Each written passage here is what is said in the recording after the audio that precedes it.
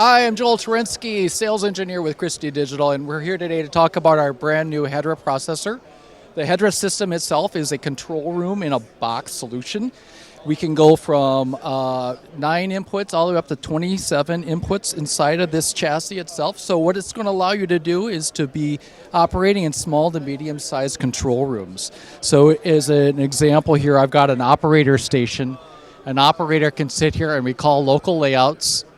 He can manipulate windows, he can KVM into content, and then bounce back out to do other work as well and other layouts.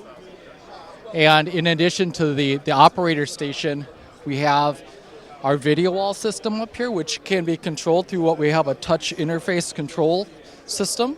So I can just touch to operate and change layouts in our Hedra system. So you're seeing content being routed through Hedra, controlled through multiple outputs with multiple stations.